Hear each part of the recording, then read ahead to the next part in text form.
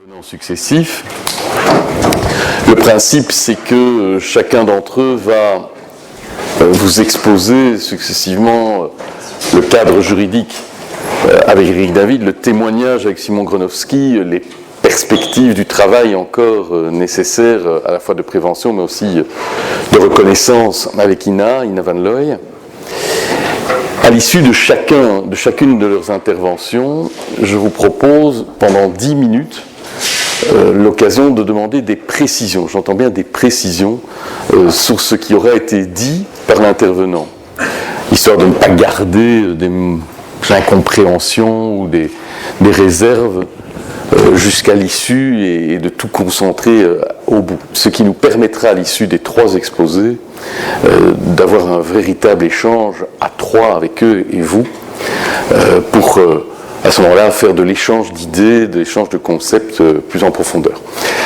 Je voudrais d'ores et déjà vous demander, j'espère que ça ne se produira pas, mais d'excuser un éventuel mouvement un peu surprenant de ma part si d'aventure je devais par SMS être prévenu d'une urgence média. Je suis de garde en quelque sorte ce soir pour l'antenne RTBF. Si d'aventure il se déroulait quelque chose de gros, je serais amené à devoir vous quitter très très vite, sans avoir le temps de vous donner d'explications, ni même sur la nature de ce qui pourrait être en cours. Si ça devait se dérouler, je sais que le président de l'UEJB, Nathan Yazizolaov, qui est là, reprendrait au pied levé le rôle de maître de cérémonie. Alors, avec l'aide, bien sûr, de son collègue président du Cercle de droit, et puis de toute l'équipe s'il le fallait. Je pense, Eric David, qu'on ne vous présente plus. Vous êtes dans cette maison devenue une icône du droit international, mais c'est une évidence. Et au-delà de cela, l'un de ceux que l'on convie le plus souvent, je dirais aussi dans les médias, lorsqu'il s'agit de cerner des notions qui, cela dit, méritent d'être explicitées. Il y a à peu près 100 ans qu'un ambassadeur des États-Unis auprès de la cour ottomane imaginait de qualifier ce qui était en cours de crime contre l'humanité. On en était à une première notion à ce moment-là, qui n'a pas connu peut-être tous les développements que l'on aurait pu lui promettre à l'issue de la Première Guerre mondiale. On est passé à la notion de génocide à l'occasion de la Seconde. Et depuis lors, on a cultivé du droit autour de ces notions et aussi des outils et des instruments. Alors peut-être pourriez-vous commencer par nous retracer les grands jalons. Oui, merci Eddy. On va se tutoyer. Oui, c'est plus ça. Après tout, on le fait dans les coulisses. Nous sommes entre nous. Alors, c'est vrai qu'il m'invite souvent à son émission Face à l'info, de 6h du soir, qui est toujours une magnifique émission, je peux le dire, puisqu'il est là. Ça fait toujours plaisir. Il risque malheureusement de nous quitter. Ce sera un scoop si jamais c'est le cas. Mais on ne vous dira pas pour ce que c'est, parce que c'est... Non. Voilà, c'est le secret. Mais en ce qui concerne... D'abord pour moi, le crime contre l'humanité, tu faisais référence à une intervention d'un ambassadeur américain. Alors là, c'est quelque chose que tu m'apprends, parce que ça, je l'ignorais. Pour moi, je pensais surtout aux interventions, plutôt au discours de la France et de la Russie à propos du crime contre l'humanité qui était commis en 1915 contre les Arméniens. Lors du massacre des Arméniens, je ne sais pas que les Américains avaient aussi déjà participé à cette qualification, le mot génocide n'existant pas encore à l'époque. Et alors, voilà, donc je vais embrayer tout de suite sur le sujet qui m'amène ce soir, mais d'abord pour répondre à une demande qui m'a été faite par le président du Cercle de droit, et que d'ailleurs je remercie de m'avoir invité, ainsi que l'UPJB. Pardon ? L'UEJB. Ah oui, c'est exact, oui, c'est vrai. Oui, c'est pas la même chose. Je sais que tu es souvent invité par l'UPJB, mais bon. Je crois que c'est l'UEJB qui m'a d'ailleurs invité il y a quelques années de cela à un débat contradictoire avec cet horrible bonhomme qui s'appelle Dershowitz et qui défend la torture aux États-Unis, mais qui aussi, en l'occurrence, défendait l'État d'Israël. Et donc, ça fait l'objet d'un débat. On ne le reproduira pas ce soir. Ce soir, c'est autre chose. Mais d'abord, pour répondre à une demande qui m'a été faite tout à l'heure par le président du Cercle de droit, je dois vous dire quelques mots sur le Conseil de transmission de la mémoire dont je fais partie.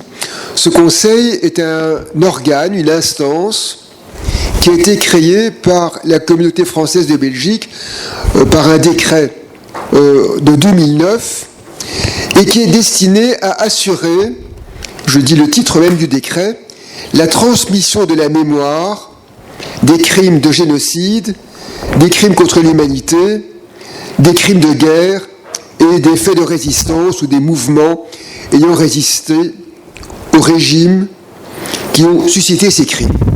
Alors ce conseil de transmission de la mémoire est donc une initiative tout à fait heureuse et pertinente de la communauté française qui, au fond, veut en quelque sorte pérenniser l'histoire, pas seulement dans les manuels, mais de manière plus vivante, plus interactive, notamment en subventionnant des centres de recherche. Et il y a deux types de centres de recherche. Il y a ce qu'on appelle d'une part les centres ressources et d'autre part les centres labellisés. Les premiers étant peut-être ceux qui ont le plus apporté en termes de contribution à l'histoire de ces tragédies que le monde a connues, pas seulement la Belgique d'ailleurs, c'est le monde en général. Il y a actuellement 3 centres qui ont obtenu cette qualification. C'est la Fondation Auschwitz, c'est le CCLJ, et il y en a un troisième, et c'est les territoires de la mémoire, qui sont donc des centres ressources. Et alors, il y a aussi les centres labellisés, qui sont, je dirais, un cran en dessous, mais qui sont aussi des centres très importants. Et là, il y en a davantage qui ont obtenu cette qualification. Et si je les retrouve tout de suite, oui, voilà, c'est la Croix-Rouge de Belgique, la Maison de la Résistance, la Maison de la Résistance et le Musée national de la Résistance, la Fondation de la mémoire contemporaine, la Fondation Merci, IBUCA, l'Institut de la mémoire audiovisuelle juive, RCN, Justice et démocratie. Voilà, ce sont donc ces centres-là qui sont subventionnés par la communauté française de Belgique sur la base d'avis qui sont remis par le Conseil de transmission de la mémoire qui comporte 10 personnes, il y a 10 membres, il y a essentiellement des académiques, il y a notamment des historiens, bien sûr 3 historiens, il y a aussi 2 juristes, vous voyez l'un d'entre eux devant vous, il y a des sociologues également, il y a des représentants de la société civile, et nous sommes régulièrement chargés de donner des avis sur les demandes de subventions qui nous parviennent notamment de la part d'écoles qui, dans le cadre de leur programme pédagogique, font des manifestations destinées justement à assurer la mémoire de ces tragédies invraisemblables que le monde a connues et qui sont notamment les crimes de génocide, les crimes contre l'humanité et les crimes de guerre. Et donc, régulièrement, nous nous réunissons à cet effet. Voilà, en substance, ce qu'est le Conseil de transmission de la mémoire. Je me suis acquitté de la mission qui m'avait été impartie. Je vais donc maintenant passer au sujet pour lequel j'ai été invité ce soir, et qui consiste donc à vous définir la notion dont on va beaucoup parler, qui est la notion de génocide. Alors, c'est pas très compliqué. C'est une notion qui trouve son origine, sa source juridique, dans une convention dont vous avez tous entendu parler, qui est la Convention des Nations Unies du 9 décembre 1948 sur l'incrimination et la répression du crime de génocide. Cette convention a été adoptée en 1948, et le mot génocide, là vous en connaissez certainement aussi l'origine, c'est l'historien polonais, juif polonais, émigré aux États-Unis, qu'il avait créé, c'est un néologisme qu'il avait créé dans un livre qu'il avait écrit en 1944, où il parlait de European countries under Axis rule, si je ne dis pas de bêtises, les pays européens sous la puissance de l'Axe, hein, je le cite comme cela de mémoire. Et le mot génocide n'apparaît pas d'ailleurs dans le statut du tribunal militaire international de Nuremberg. À Nuremberg, on a parlé de crimes contre l'humanité. On n'a pas parlé de génocide. Si, il y a quand même un moment où le mot génocide était prononcé, et pas par hasard sans doute. Le procureur, dans son acte d'accusation, à un moment utilise le mot génocide à propos du massacre des Juifs, à propos de l'Holocauste. Et si je dis que ce n'est pas par hasard, c'est pour une raison bien simple, c'est que Raphaël Lemkin faisait partie de l'équipe des juristes qui entouraient le procureur, qui le secondait dans sa tâche, dans son réquisitoire à l'égard des accusés nazis. Mais le terme n'apparaît pas dans le statut, on parle de crime contre l'humanité, et le jugement n'y fait pas allusion non plus. Mais enfin, voyez-vous, le terme commençait déjà à avoir une certaine forme de postérité. Et alors, il va bien sûr avoir sa consécration avec la Convention de 1948. Et alors, je vous dis tout de suite, je vous lis l'article 2, qui définit le génocide comme étant l'un quelconque des actes ci-après commis dans l'intention de détruire en tout ou en partie un groupe national, ethnique, racial ou religieux. Donc voilà les 4 critères du génocide.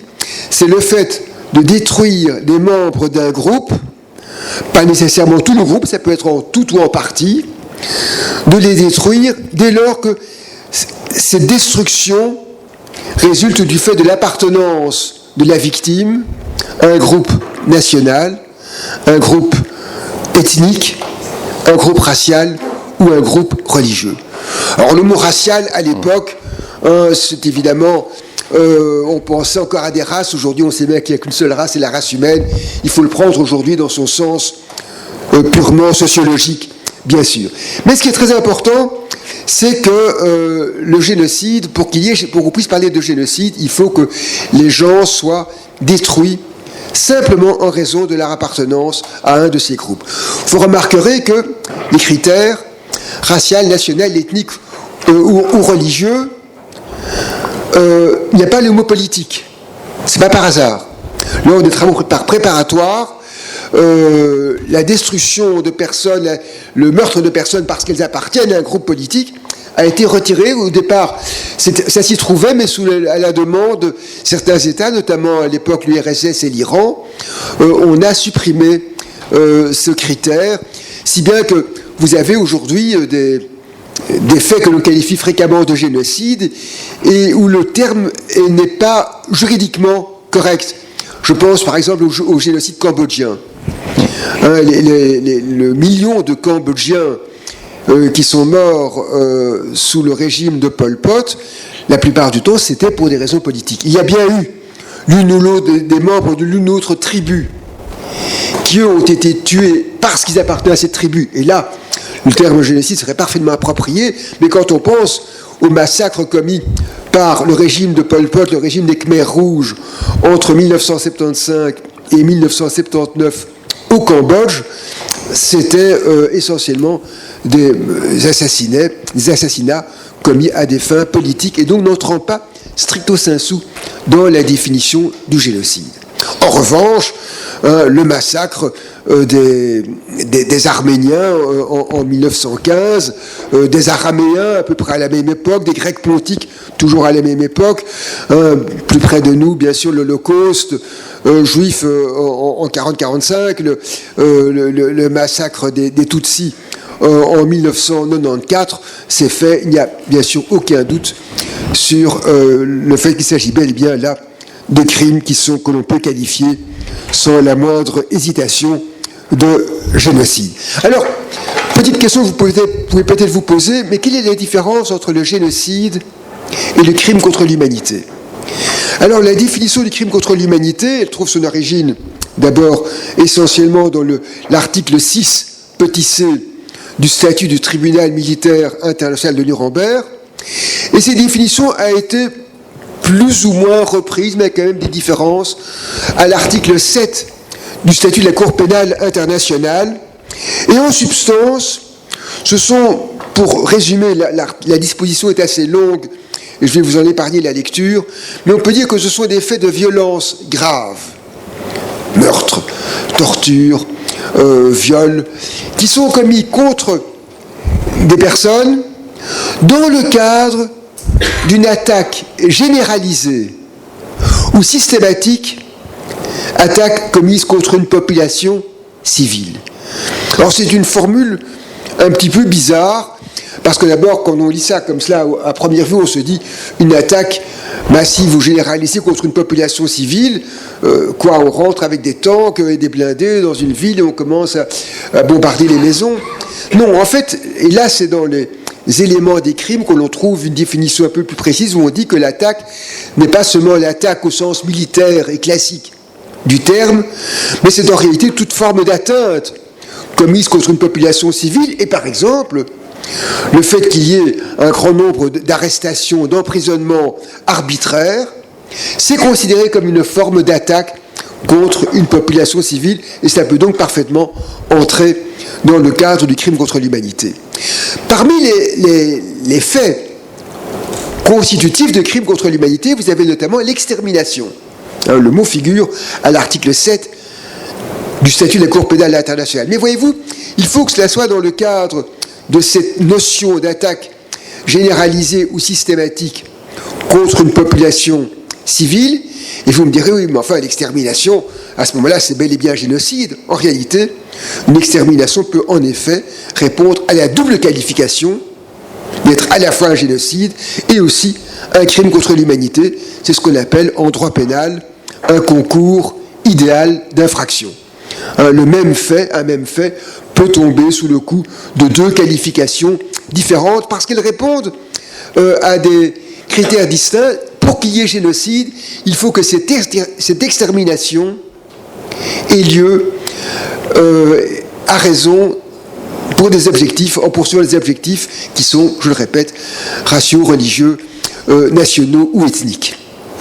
Et alors, dernier point que je voudrais encore aborder avec vous, avant de vous rendre la parole, et surtout à Heidi,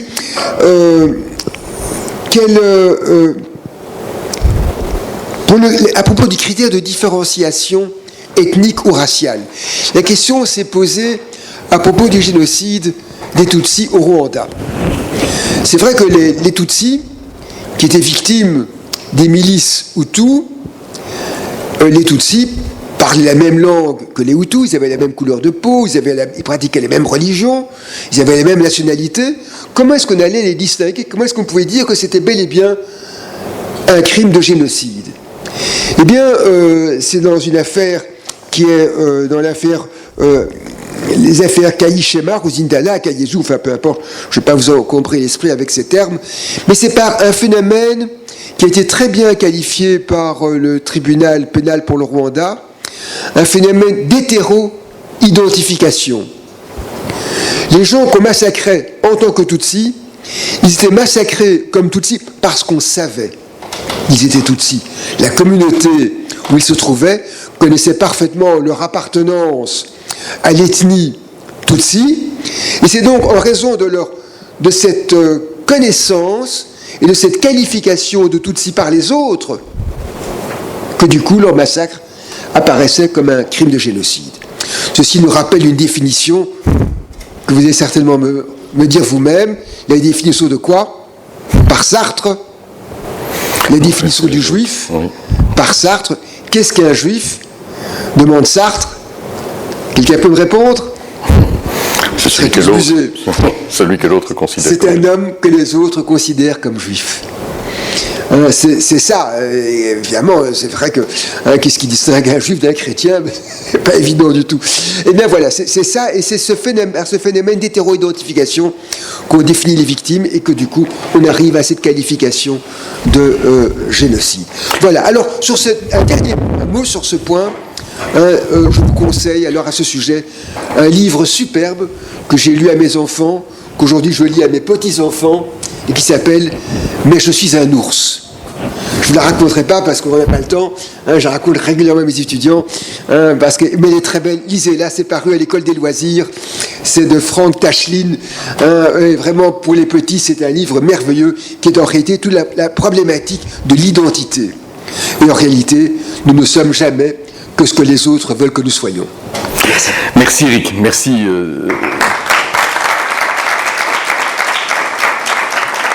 Comme prévu, si demande de précision il y a, et il y en a, je vais proposer que le micro vous arrive. Non, je pense qu'il vaut mieux que le micro circule. Tiens, je te laisse le micro quand même.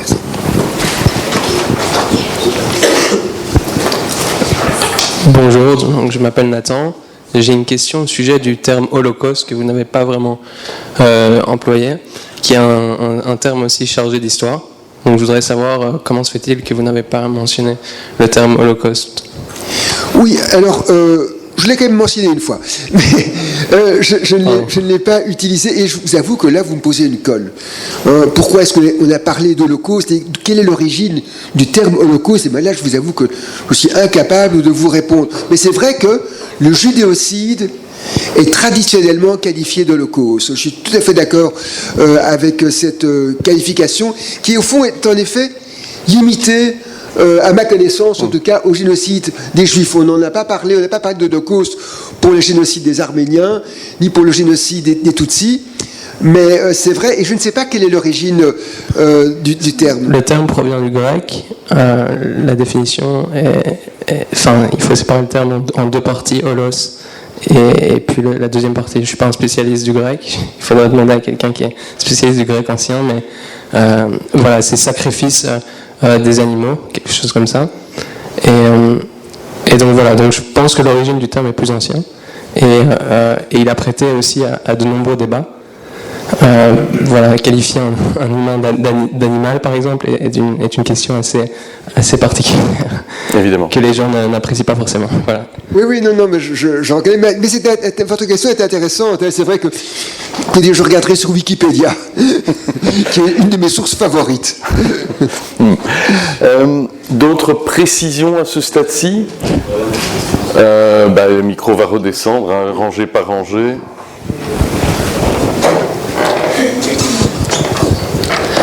Bonjour. J'avais une question donc, par rapport dans la définition de génocide, s'il rentre aussi des critères concernant l'auteur et aussi la grandeur des faits. Oui, bien votre question est tout à fait pertinente. Je voulais d'ailleurs en dire un mot et puis cela m'a échappé. C'est vrai qu'en ce qui concerne n'importe qui peut commettre un génocide en ce qui concerne l'auteur. Il n'y a pas il ne faut pas remplir une qualité particulière pour commettre un génocide. Mais alors la question du nombre, est-ce qu'il faut un nombre minimal de victimes? Non, il n'y a pas de nombre minimal. La Convention n'en parle absolument pas. Mais il faut savoir que la jurisprudence du TPY, enfin une jurisprudence, c'est l'affaire Stakic, a considéré que le massacre, le nombre de victimes de gens tués par les Serbes dans un camp de regroupement de musulmans bosniaques avait été de 3000. Il y avait eu 3000 victimes pour une population musulmane bosniaque estimée à 23 000 personnes. Et le tribunal, enfin plutôt la chambre de première instance du tribunal pénal pour l'ex-Yougoslavie, a considéré que ce nombre n'était pas suffisant pour qu'on puisse parler de génocide. Ce qui est quand même un petit peu curieux, parce qu'enfin, ça fait quand même 3000 sur 23 000, ça fait à peu près 11 ou 12% de la population. Alors imaginez qu'on élimine 11 ou 12% de la population chinoise, c'est 1,3 milliard, ça fait à peu près 140 ou 150 millions de personnes qu'on tuerait. Il n'y a pas eu génocide, circuler, il n'y a rien à voir. Et par contre, on tue le dernier des Mohicans, là, 100%, ça c'est un génocide. Non, en réalité, il n'y a pas de nombre minimal de victimes et bien d'autres affaires, dans bien d'autres affaires, aussi bien du TPY que du TPIR, ça a été précisé qu'il n'y a pas de nombre minimal de victimes pour qu'il y ait génocide. Mais ce qui est vrai, c'est que quand on dit c'est tué en tout ou en partie, il y a eu une réserve qui a été faite par les États-Unis en ratifiant la Convention, réserve qui disait qu'il fallait que ce soit en partie substantielle. Et c'est sur la base de ce mot substantiel que du coup le tribunal, la chambre du tribunal a estimé que 3000 sur 23 000, ce n'est pas substantiel. Voilà, c'est évidemment, bien sûr, ça prête à rire, bien sûr, hein, si ce n'était pas tragique. Alors voilà, moi je voulais savoir s'il y avait un cadre juridique international lié à la répression du révisionnisme, du négationnisme, et si à cet égard il y avait des exemples notoires de mise en application de cette législation ou de cette jurisprudence. Alors, oui, il y a un cadre international, en effet, sur la répression du négationnisme avec le protocole à la Convention sur la cybercriminalité, la Convention européenne sur la répression de la cybercriminalité, qui en effet demande aux États partis à la Convention et au protocole de punir, de réprimer les faits de minimisation grossière ou de négationnisme de crimes tels que des crimes, ce que j'appelle les crimes de droit humanitaire, hein, crimes de guerre, crimes contre l'humanité, crimes de génocide, lorsqu'il s'agit d'une minimisation grossière. Comme vous le savez, nous avons en Belgique une loi qui a été adoptée en 1995 sur cette question, mais c'est une loi qui est limitée au judéocide. Le négationnisme, par exemple, du génocide Tutsi ou du génocide arménien ne tombe pas sous le coup de la loi. Alors, si des gens minimisent grossièrement ces faits, ils pourraient parfaitement faire l'objet de poursuites au plan civil. Les victimes pourraient se considérer comme atteintes dans leur dignité, que ce serait une forme d'injure, une forme d'insulte, donc une faute civile qui pourrait demander réparation. Mais en tant que telle, si vous voulez, la répression pénale n'est pas encore organisée elle est organisée que pour le génocide juif, uniquement, chez nous en Belgique. Et au plan international, je répète, il y a bien une convention avec ce protocole sur la cybercriminalité et qui, lui, n'est pas du tout limité à un seul type de génocide. Je vais me permettre d'abuser de deux choses, c'est-à-dire de poser moi-même deux questions avant de te proposer de passer à l'étape suivante. Est-ce qu'il y a un caractère, je dirais, particulier du type d'une compétence universelle pour ceux qui veulent saisir à un certain moment telle instance du crime de génocide? Est-ce que n'importe quel pays, fût-il même peu concerné sur son territoire par l'affaire, peut s'en saisir? Et deuxièmement, qu'en est-il évidemment de tout ce débat sur la rétroactivité évidemment du terme, parce qu'on sait bien que c'est ce qu'on en oppose, notamment dans le cadre de l'Arménie, des Arméniens, en disant très régulièrement, ben non, il ne peut pas y avoir puisque le terme n'existait pas. D'accord. Alors, la compétence universelle, alors assez curieusement, la Convention de 1948 ne le prévoit pas. La Convention de 1948 dit qu'il faut réprimer le crime de génocide, mais que la compétence prioritaire pour la répression du crime appartient à l'État sur le territoire duquel le crime a été commis. Et c'est vrai que c'est quelque chose qui est particulièrement regrettable, mais ceci dit, on peut parler aujourd'hui de compétences universelles, non pas sur la base d'une convention internationale, mais sur la base de la coutume internationale. Et cette coutume, je la fonde sur différents textes, notamment des résolutions de l'Assemblée générale des Nations Unies qui remontent à 1900, aux années 70. Je ne peux pas vous dire comme ça le numéro par cœur de la résolution, mais c'est je crois en 1973 et 1974 qu'une résolution a été adoptée par laquelle l'Assemblée générale des Nations Unies appelle les États à punir, à réprimer, à poursuivre, juger et condamner les personnes responsables de génocide, de crimes contre l'humanité ou de crimes de guerre, quel que soit le lieu où le crime a été commis. Et la même règle se retrouve alors dans le projet de code des crimes contre la paix et la sécurité de l'humanité de la Commission du droit international, qui était adopté en 1996 par la Commission du droit international. La Commission du droit international, vous ne la connaissez sans doute pas tous, c'est en fait une sorte d'organe législatif, entre guillemets, parce que ce n'est pas vraiment un organe législatif, mais c'est un organe qui a été créé en 1947 par l'Assemblée générale des Nations unies et qui est chargé de codifier le droit international coutumier. Et ces codifications, généralement, sont en fait la première ébauche de ce qui va devenir ensuite une convention internationale. Par exemple, le droit de la mer a été entièrement codifié d'abord par la Commission du droit international, et puis ensuite on a réuni une conférence diplomatique qui a quasiment repris tout ce qui avait été dit par la Commission du droit international. Et c'est la même chose pour la Convention sur les relations diplomatiques, sur les relations consulaires, et sur d'autres sujets de droit international. Donc il y a une compétence universelle qui est fondée non pas sur la Convention de 48, qui elle se limite à l'État, à une obligation de répression dont le chef de l'État où le crime a été commis, mais qui a été étendue ensuite par l'Assemblée générale des Nations unies. Et alors, en ce qui concerne la prétendue rétroactivité de la qualification de génocide arménien, alors, on peut dire que sur le plan onomastique, sur le plan du vocabulaire, c'est vrai que le mot génocide n'existait pas en 1915. Je vous ai dit, il a été créé en 1944. Mais vous savez, c'est une comparaison que j'aime bien faire, le mot assassinat n'existait pas non plus au moment où on a tué Jules César, en 48, je crois, avant Jésus-Christ, quelque chose par là.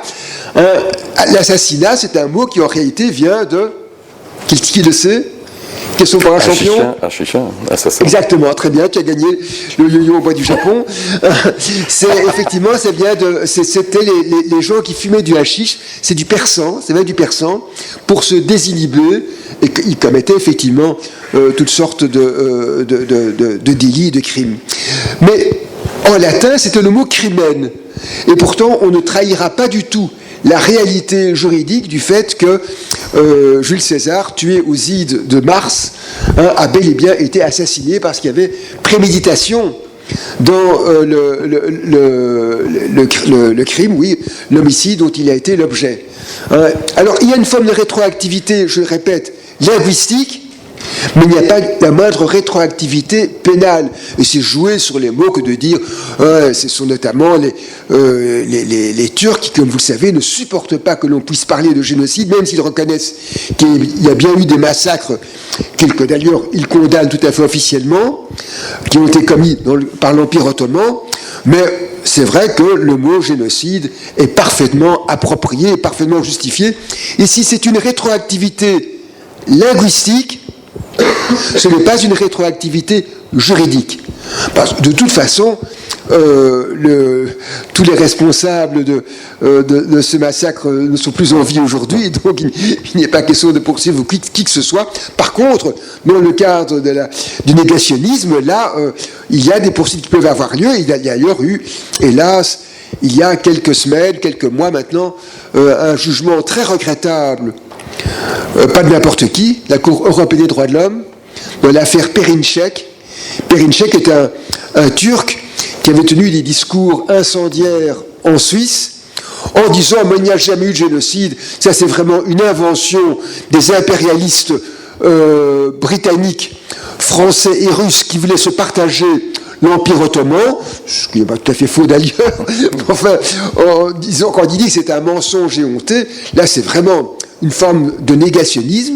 Il avait été poursuivi, jugé et condamné par les juridictions suisses jusqu'au plus haut niveau, au niveau du tribunal fédéral, qui est le tribunal fédéral suisse, c'est l'équivalent de notre cour de cassation. Il a introduit un recours devant la Cour européenne des droits de l'homme, et la Cour a estimé qu'il y avait quand même là une atteinte à la liberté d'expression, parce qu'elle a dit si les discours de Perinçek étaient certes virulents, il n'appelait cependant pas à la haine raciale. La Cour a, en quelque sorte, si vous voulez, limité le concept de négationnisme à des faits qui tendent à nier une réalité historique, mais à des fins essentiellement raciales.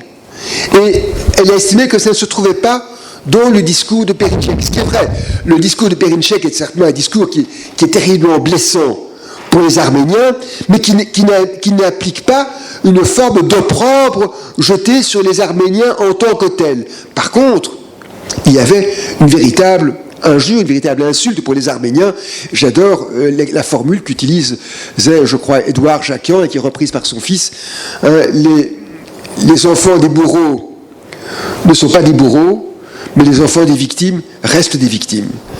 Et ça, je crois que c'est vrai que, de ce point de vue-là, la Cour européenne des droits de l'homme aurait parfaitement pu entériner la condamnation dont Perinček avait été l'objet. Malheureusement, elle ne l'a pas fait.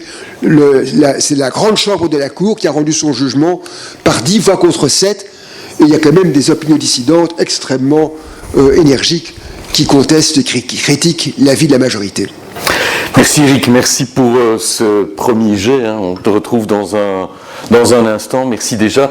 Pendant que tu regagnes ta place, je vais demander à Simon Gronowski de nous rejoindre. Avec vos encouragements.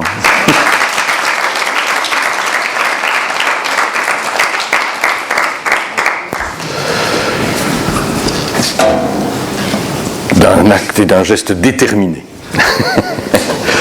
Alors, Simon Gronowski, pour ceux qui ne le connaîtraient pas, a un nom qui lui colle, hélas, ou avec bonheur, à la peau, avec bonheur parce que l'issue est favorable, mais hélas parce que les temps qu'il souligne sont dramatiques.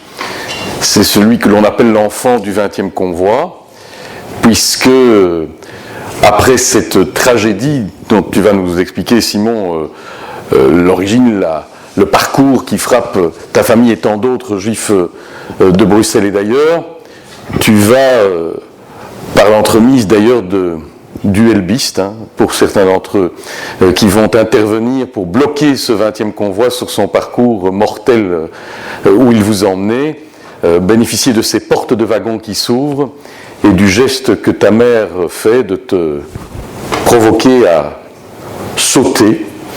Et puis ensuite, il t'appartient d'expliquer le reste.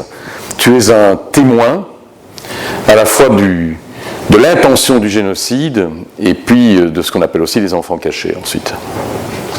Raconte. Mesdames, Mesdemoiselles, Messieurs, chers amis, tout d'abord, je dois vous signaler que pour moi, c'est un grand honneur d'être ici à l'Université de Bruxelles, invité par l'UEJB, l'Union des étudiants juifs de Belgique, et le Cercle de droit, que je remercie. Je suis vraiment heureux d'être ici et de m'adresser à vous. Oui, parce que tu es aussi chez toi, étant donné que tu es issu de cette université et de la faculté de droit. Je suis docteur en droit de l'UEJB. Enfin, c'est un détail. Non.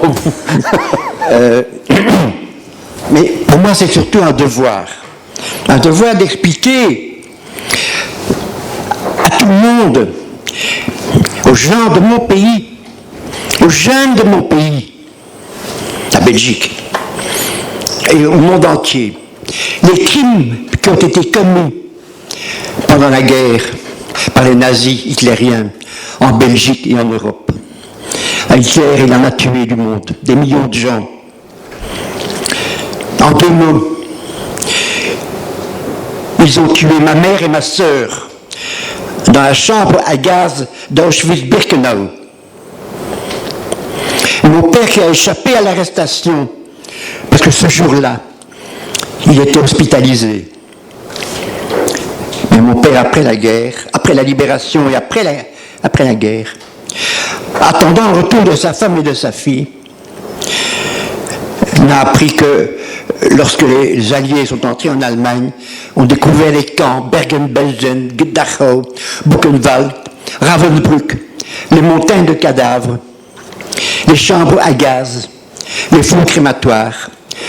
Mon père a compris qu'elle ne reviendrait pas. Et il est mort désespéré, 2 mois après la fin de la guerre, le 9 juillet 1945. Et moi-même, quand j'étais plus jeune que vous, quand j'avais 11 ans, La Gestapo m'a pris à Bruxelles, m'a jeté dans un cachot. C'était la cave la Louise à Bruxelles. Et puis ils m'ont mis dans une grande prison. C'était la caserne d'Ossin à Malines, où je suis resté 1 mois. Et au bout d'1 mois, ils m'ont mis dans un train, dans un wagon à bestiaux, avec un peu de paille par terre. La porte coulissante s'est fermée dans un grand bruit métallique. J'étais enfermé dans ce wagon avec 50 autres personnes. Et je ne savais vraiment pas ce qui se passait. Je ne comprenais rien. J'étais encore dans mon univers de louveteau. Parce que moi j'étais un petit scout. J'adorais les scouts. Et je ne savais pas que j'avais été condamné à mort et que ce train allait me conduire sur les lieux de mon exécution. C'était le 20e convoi qui partait de Malines vers l'inconnu pour moi, le 19 avril 1943. Et par miracle, j'ai sauté du train et je me suis évadé. Et tout ça pourquoi? Est-ce que mon père avait fait quelque chose de mal? Alors je vous jure que mon père était un brave homme qui n'a jamais fait de mal à personne. Tout ça pourquoi? Uniquement parce que nous étions juifs. Parce que mes parents étaient nés dans la religion juive et que mon père était très croyant en Dieu, pratiquant sa religion. Et à l'époque, c'était un crime qui ne pouvait être puni que de mort. Ma famille était une famille toute simple, comme vos familles. Mon père est né en Pologne, dans un petit village. Et il aimait sa Pologne. C'était sa patrie. J'ai trouvé des ancêtres dans ce village du XVIIIe siècle qui s'appelaient comme moi Gronowski. Mais après la Première Guerre mondiale, en Pologne, quand le traité de Versailles a proclamé l'indépendance de la Pologne, l'unité de la République polonaise, il y a eu en Pologne beaucoup de problèmes. La misère, du chômage et de l'antisémitisme. Il y a eu des pogroms à l'époque, à l'Est. Alors mon père s'est enfui, a quitté sa patrie bien-aimée. Et mon père alors est entré, il a traversé l'Allemagne, il est entré en Belgique. Et pour entrer en Belgique, il a traversé de nuit la forêt à la frontière belgo-allemande. Mon père est entré en Belgique clandestinement, en fraude. C'était un sans-papier avant la lettre. C'est pourquoi moi aujourd'hui, je suis solidaire des sans-papiers, des réfugiés et des migrants. Et je vous signale, en passant, que 98% des Juifs de Belgique, aujourd'hui, 98% sont des enfants et des petits-enfants de réfugiés, de migrants, de sans-papiers. Enfin, à l'époque, ça allait plus vite que maintenant. Mon père a été régularisé. Il s'est marié, il a eu 2 enfants. Ma sœur Rita née à Liège en 1924. Et moi, je suis né en 1931 à Uccle, Bruxelles. Donc, j'ai 84 ans. Tu ne les fais pas. Et il a même pu s'acheter sa propre maison à Etterbeek. Parce qu'il s'était lancé. D'abord, il a dû travailler dans la mine de charbon près de Binche pendant 6 mois, où il a attrapé la maladie des mineurs, la silicose, que moi j'appelle la bronchite chronique, parce que mon père toussait beaucoup. Il a pu acheter sa maison à Etterbeek. Ma sœur était une brillante élève au lycée d'Ixelles.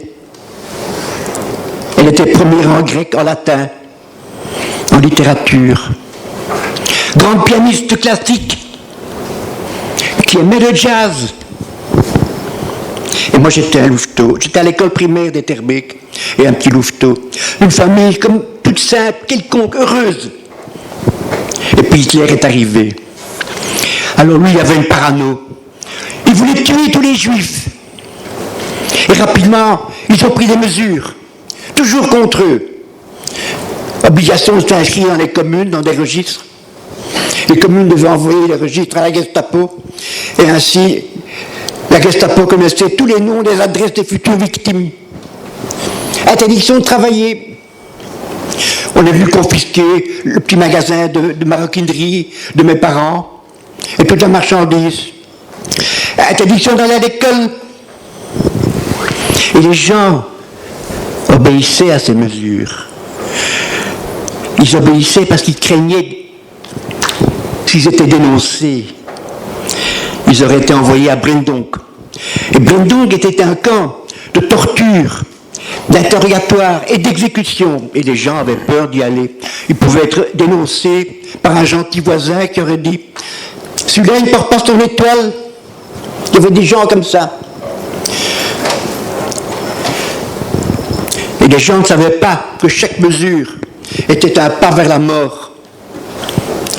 S'ils avaient su que c'était pour la mort, que ces mesures, ce crescendo diabolique étaient en direction de la mort, les gens se seraient révoltés, comme l'ont fait les jeunes du ghetto de Varsovie, qui ont préféré mourir en se battant. Et les gens avaient peur de les dénoncer d'abord parce qu'ils étaient facilement reconnaissables par leur accent. C'est difficile de se cacher. Les nazis s'attaquaient à une population d'une façon lâche et traître. Lâche parce qu'ils s'attaquaient à des femmes, à des enfants, à des bébés, à des personnes âgées. Et traître parce qu'un jour ils annoncent que les Juifs doivent partir travailler dans des camps de travail. Mais au bout du voyage, les gens ne devaient pas travailler. On les faisait entrer immédiatement dans des grandes salles. C'était des chambres à gaz. On les tuait par le gaz. Et on brûlait les cadavres dans des fours crématoires. Alors, nous avons été pris. Je voudrais, bref, parce que je ne veux pas abuser de votre temps, mais en 2 mots, c'était mon histoire. Il faut comprendre que les gens ne savaient pas qu'ils allaient mourir. J'étais interné 1 mois dans cette caserne. On n'avait jamais entendu le mot Auschwitz dans cette caserne. Il y avait beaucoup d'enfants dans la caserne. Dans mon convoi, il y aura 262 enfants, filles et garçons. Pour les nazis, on est enfants jusqu'à 16 ans. Au-delà de 16 ans, ils gardaient les gens comme bagnards. Le travail forcé, dans le froid, dans la chaleur, sans manger, sans boire, sous les coups, la mort lente. Mais moi, comme enfant de 11 ans, j'avais aucune chance de passer directement à la chambre à gaz. Et j'ai sauté du train, oui. Mais pas à Bourg-Merbeek, là où les 3 jeunes ont attaqué mon convoi. Mais du fond de mon wagon, j'entendais les coups de feu. Et ces 3-là ont ouvert un wagon et ils ont sauvé 17 personnes. Mais moi pas. J'ai sauté dans le Limbourg. Mais enfin, je ne veux pas être trop long, pardon. Mais pendant 60 ans, j'ai presque pas parlé de tout ça. C'était pas un sujet de conversation. D'abord j'étais dans une famille d'accueil pendant 2 ans, et puis j'étais habité dans cette maison de mes parents, mais je voulais faire absolument des études. Tout seul, personne ne me poussait. À 23 ans, j'étais docteur en droit de l'ULB et avocat. Et je le suis encore. Et pianiste.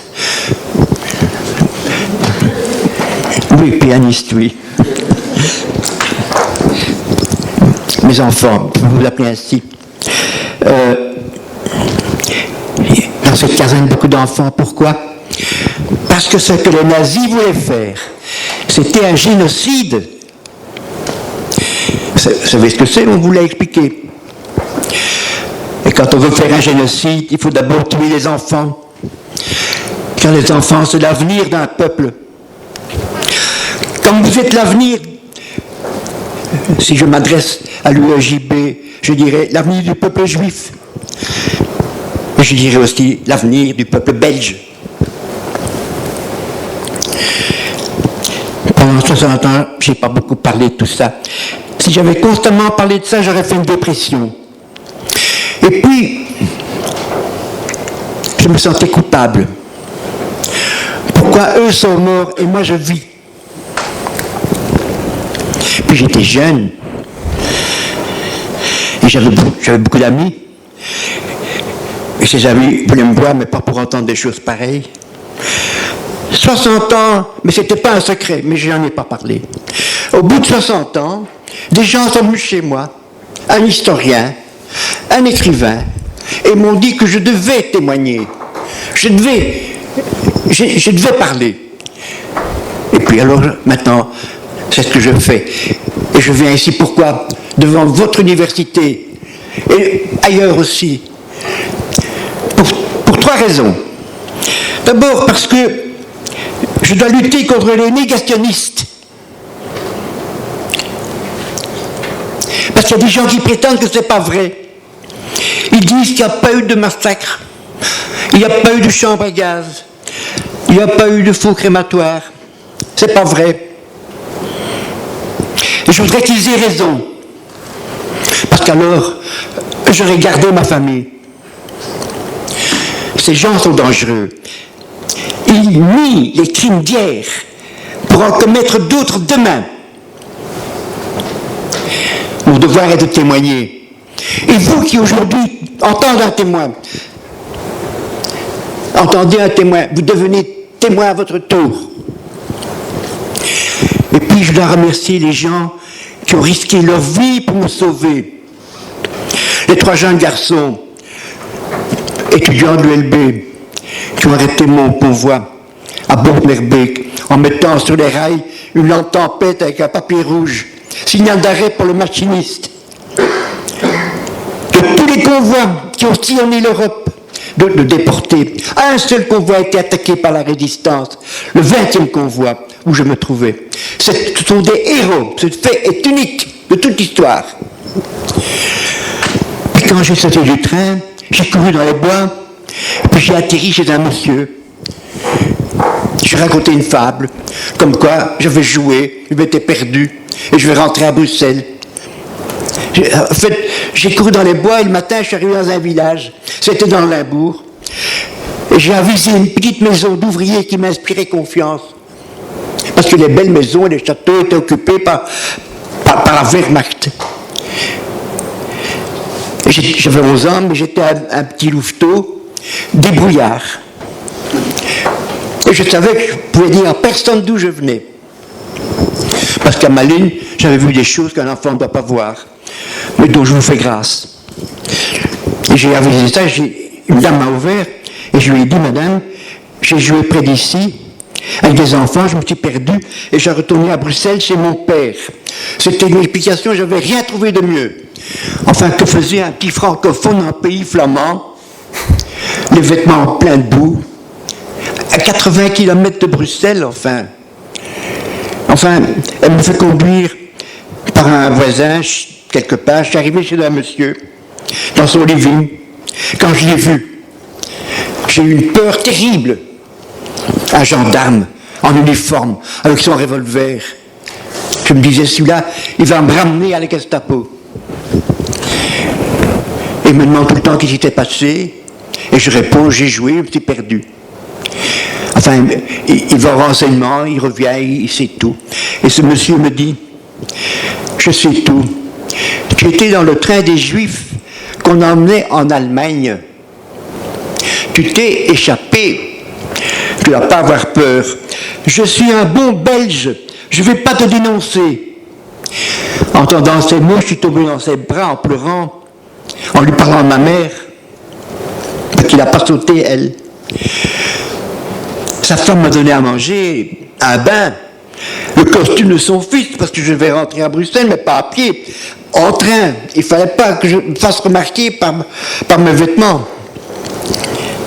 Ce gendarme, si les nazis avaient su qu'un gendarme belge avait protégé un enfant juif évadé, il était fusillé. Ce gendarme est un héros. Et puis, on était alors le 20 avril 1943. Je retrouve mon père à Bruxelles, par l'intermédiaire de mes amis scouts. Et on vit encore cachés pendant 17 mois jusqu'à la libération, cachés séparément. 17 mois qu'il faut attendre. Pendant 17 mois, j'ai été recueilli dans des familles catholiques, chrétiennes, qui m'ont traité comme leur propre enfant, y compris des rites aussi, et qui m'ont caché et sauvé. Et vous devez savoir qu'en Belgique, plein de gens, et souvent des gens de conditions modestes, se sont portés au secours des persécutés, des couvents qui ont reçu des enfants, l'œuvre nationale de l'enfance, et plein de particuliers, n'écoutant que leur cœur. Il faut dire aussi que le peuple belge gardait un mauvais souvenir de l'occupation allemande de 14-18, parce que vous savez qu'en 14-18, l'armée allemande a commis des crimes en Belgique, des crimes, et les gens n'aimaient pas l'occupant en général, sauf quelques traîtres des collaborateurs, comme Léon de Grelle. Ces familles sont des héros.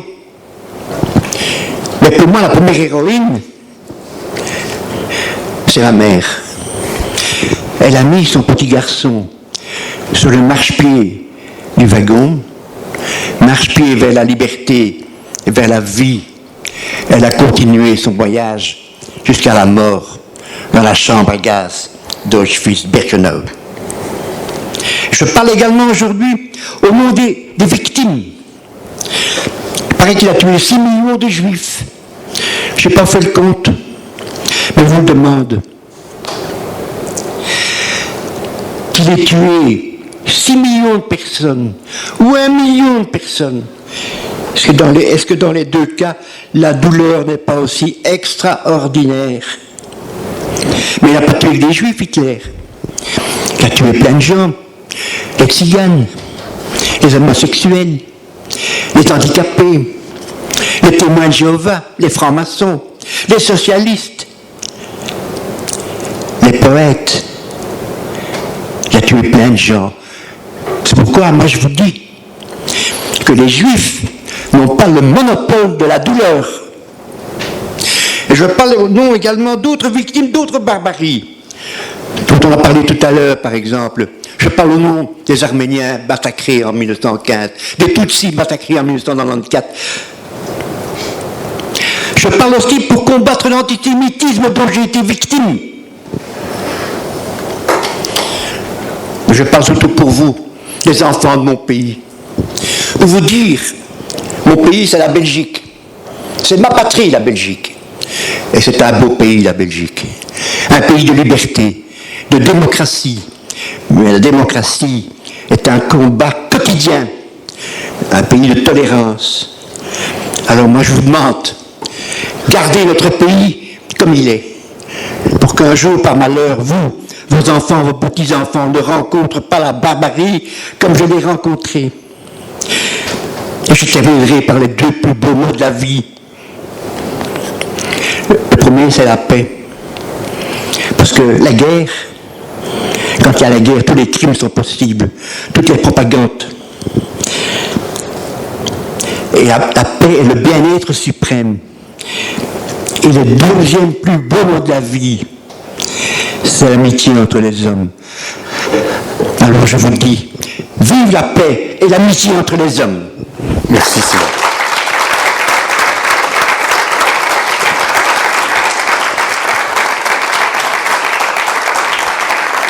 Merci Simon.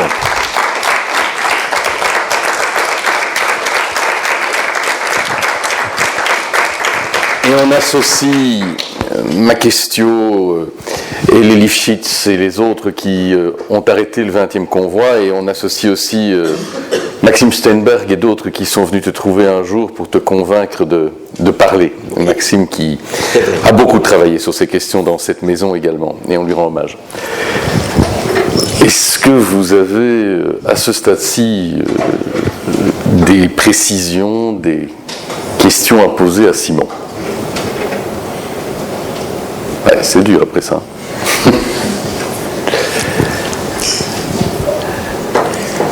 Moi, je vais t'en poser une en attendant que eux se remettent, si tu veux bien. Dans quel état d'esprit t'es-tu trouvé? Tu as dit pourquoi tu t'es tu, pourquoi tu as eu le silence. Ouais. J'écoute. Oui. Tu nous as expliqué pourquoi le silence. Ça, ok. Mais dans quel état d'esprit, tu nous as parlé de ton père, de son désespoir et de son décès par désespoir.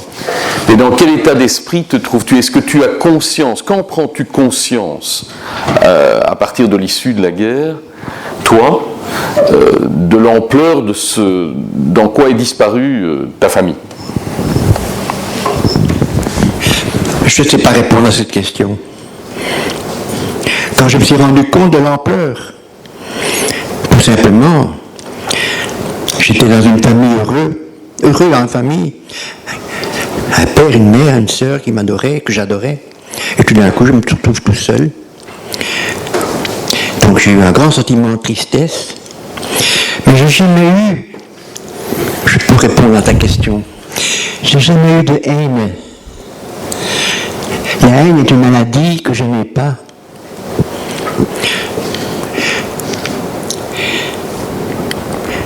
Et je peux vous dire, par exemple, qu'il y a 2-3 ans, je peux parler de ça. Bien sûr. Il y a 3 ans, j'ai reçu un coup de téléphone d'un garçon que je ne connais pas. Un garçon de 16 ans. Mais j'avais été dans son école, il connaissait mon histoire. Il me dit, est-ce que vous seriez d'accord de rencontrer le fils d'un nazi? J'étais très étonné parce que c'est pas mon genre de fréquentation. J'ai répondu oui. Et quand j'ai rencontré Konrad Tinel, qui avait 6 ans quand la guerre a commencé, c'était un enfant, il n'en peut rien si son père était un fanatique d'Hitler.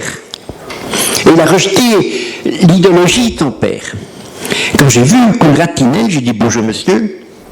Il m'a dit, quand j'ai lu votre histoire, j'ai pleuré. Et je lui ai dit, les enfants des nazis, des coupables, ne sont pas coupables. Comme vous l'avez dit, monsieur David, tout à l'heure, les enfants des bourreaux ne sont pas des bourreaux. Je ne sais pas si les enfants des victimes sont encore des victimes, c'est une autre histoire. Mais je dois dire que une grande amitié est née entre nous. C'était 2 enfants écrasés par une guerre qu'on ne comprenait pas. Chacun d'un côté de la barrière. Moi du côté des victimes et lui du côté des bourreaux. Nos peines ne sont pas comparables, parce que lui, là, je comprends sa peine. Être le fils d'une famille pareille, d'avoir porté ce poids, et d'avoir dû s'enfuir lors du débarquement. Tous ses collabos sont partis en Allemagne et ils ont subi les bombardements américains. Il a vu des choses.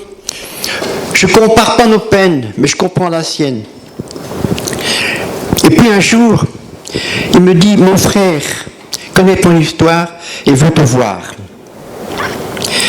Ce frère était Waffen-SS, gardien à la caserne d'Ossin à Malines, quand j'y étais.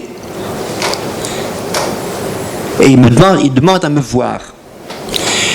J'ai accepté. Et quand je l'ai vu, c'était un homme de 87 ans, 88 ans. Il m'a dit, je suis malade, je sens que je vais mourir, mais avant de mourir, je vous demande votre pardon. Je vous en supplie, accordez-moi votre pardon. Qu'est-ce que je devais faire? C'est facile à dire. Moi, je ne pourrais pas pardonner. J'ai plein d'amis qui me disent, je ne pourrais pas pardonner. Mais à ceux-là, jamais personne ne leur a demandé pardon. C'est facile à dire. Vous voilà quelqu'un qui vient me demander pardon, qui regrette. Parce qu'un vrai nazi, qui est fier de son crime, ne va jamais demander pardon. Il me demande pardon. Lui qui a été mon geôlier nazi, lui qui m'a conduit à la pointe de son fusil dans le wagon de la mort, ainsi que ma mère et ma sœur, il me demande pardon. Je ne sais pas ce que vous auriez fait à ma place. Je vais vous poser une question. Ceux qui pensent que je devais refuser le pardon, lèvent la main. Ceux qui pensent que je devais accorder mon pardon, lèvent la main. Il y a des abstentions. J'ai pardonné. Et le pardon m'a fait du bien. Je dirais que c'est plus difficile de demander pardon que de pardonner. Parce que le pardon me transcende. Et puis, ça n'a pas plu à tout le monde. Hein. Ça n'a pas plu à tout le monde. Personnellement, je m'en fiche. C'est moi qui décide. Mais moi, je pense que ceux qui ne veulent pas pardonner, c'est qu'ils ont encore de la rancune en eux. Ils ont encore de la haine en eux. Et la haine, ils en sont malades. Moi, je dis ceci, s'il vous plaît, qu'il ne faut pas séparer les hommes. Parce que il y a des gens qui disent que le peuple allemand est damné à jamais. Et ceux qui veulent séparer à jamais les hommes en deux camps, d'une part, les enfants et descendants des victimes, d'autre part, les enfants et descendants des coupables, des nazis, à jamais séparés. Ça porte ouverte à des nouvelles haines, des nouvelles guerres et des nouvelles douleurs pour nos enfants. Il faut plutôt rapprocher les hommes, lancer des ponts. Et je m'inspire un peu, s'il vous plaît, de Nelson Mandela, qui a fait un geste de pardon et de réconciliation. Moi, je suis pour le pardon et la réconciliation. Merci Simon. Merci pour cette émission.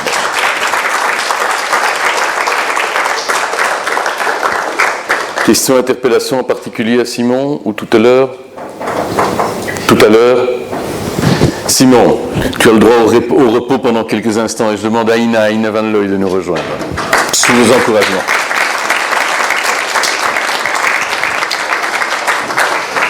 Bonsoir Ina. Bonsoir Eddy, bonsoir à tous. Merci au Cercle de Droit et à l'UEJB de m'avoir invité ce soir. Donc, je pense que je vais d'abord un peu expliquer dans quel contexte le CCLJ, comme l'a rappelé Eric tout à l'heure, est devenu centre de ressources. Dans le cadre de ce fameux décret mémoire, en fait, le CCLJ mène depuis 15 ans maintenant un programme d'éducation à la citoyenneté qui s'intitule La haine, je dis non, et qui propose aux écoles, aux étudiants plutôt de l'enseignement secondaire supérieur, donc plutôt les 3 dernières années du secondaire, une sensibilisation à l'histoire des génocides du XXe siècle. Et c'est dans ce cadre que nous avons été reconnus centre de ressources. Et donc, évidemment, on a une certaine expertise et compétence dans la transmission de l'histoire de ces crimes à des jeunes qui sont, je dirais, issus de tout milieu, et donc qui ont aussi parfois des niveaux de compétences et de compréhension très différents. Donc, comment est-ce qu'on permet à un jeune de s'approprier une histoire qui n'est pas la sienne? Et puis, on est présent, évidemment, aussi en termes pédagogiques avec la création d'outils, d'expositions qui voyagent dans toute la Fédération Wallonie-Bruxelles. Et puis, on est présent, évidemment, auprès... Alors, le CCLJ a depuis toujours été présent auprès des autres peuples et des descendants de ces peuples victimes de crimes de génocide.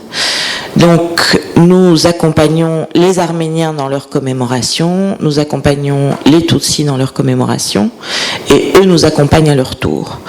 En 1995, on l'a rappelé tout à l'heure, il y a eu une loi qui a été votée et qui permet en fait la poursuite pénale des négationnistes de la Shoah uniquement. Et depuis que cette loi a été votée, nous les Juifs, nous avons toujours combattu auprès des Tutsis, et j'ai envie de dire des Arméniens, mais pas uniquement, parce qu'il faut bien comprendre qu'en 1915, les Arméniens n'ont pas été seuls victimes d'un crime de génocide, mais il y a aussi eu les Assyriens et les Grecs du Pont. Et donc aujourd'hui, pour parler du génocide de 1915, plutôt que de citer les victimes, je préfère citer la date, parce qu'en fait les victimes sont trop nombreuses. Il y a certainement d'autres minorités chrétiennes qui ont été victimes à ce moment-là aussi. Et donc les Juifs se sont toujours associés, en tout cas au CCLJ, mais je sais aussi hors du cadre du CCLJ, aux autres communautés, pour que cette loi qui punit le négationnisme soit aussi adaptée au génocide de 1915 et au génocide des Tutsis du Rwanda. Alors on sait pourquoi ça passe mal sur le génocide de 1915, et ça passe tellement mal en fait sur le génocide de 1915 qu'aujourd'hui on en est venus à l'idée, ou plutôt les Tutsis en sont venus à l'idée qu'ils allaient se dissocier des chrétiens, des descendants des peuples chrétiens de l'Empire ottoman, pour que la loi en fait qui punit la négation du génocide des Tutsis puisse passer. Parce que c'est vraiment sur le cas des peuples chrétiens dans l'Empire ottoman que ça coince ici en Belgique. Voilà, donc vous dire que au quotidien, en fait, on a des contacts extrêmement fréquents avec les membres des autres communautés, et c'est pourquoi depuis 1 an, on a créé un groupe de parole. Au départ, l'idée c'était d'avoir un groupe de parole au CCLJ, puisque voilà, on a les locaux, on a le personnel pour le faire, où les membres des communautés victimes d'un crime de génocide pourraient se réunir pour se rencontrer, discuter, échanger. Alors l'idée c'était pas de faire de la thérapie de groupe, mais très vite en fait ce qui a surgi, c'était la volonté de lutter contre les négationnismes. Et donc ce groupe de parole est devenu aujourd'hui un collectif. Il s'appelle le Collectif belge pour la prévention des crimes de génocide et contre les négationnismes.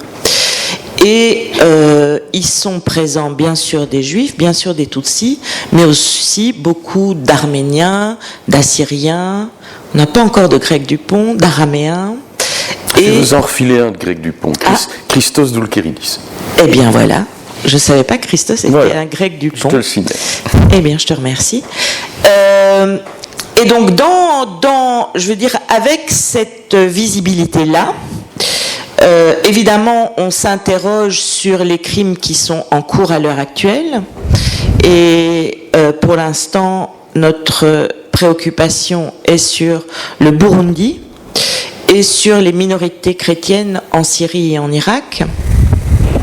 Donc, on essaye d'organiser en fait une mobilisation, qu'elle soit médiatique ou plus, je dirais, intellectuelle, sur ce qui se passe dans ces pays-là. Vous avez une session vendredi, je pense, sur le Burundi. Voilà. Alors, je voulais d'abord citer 2 choses qui ont été... La complexité dans la lutte contre les négationnistes, c'est qu'ils sont très malins, les négationnistes, et qu'ils sont extrêmement habiles dans l'emploi de nos outils juridiques, en fait. Et donc, ce qu'on peut faire de manière générale, c'est faire pression.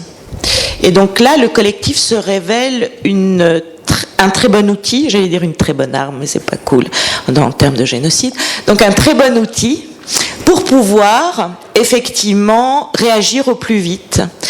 Alors j'ai 2 cas à vous soumettre. Le premier, c'était un colloque à l'Académie royale, organisé par un ancien recteur de l'ULB, Hervé Asquin.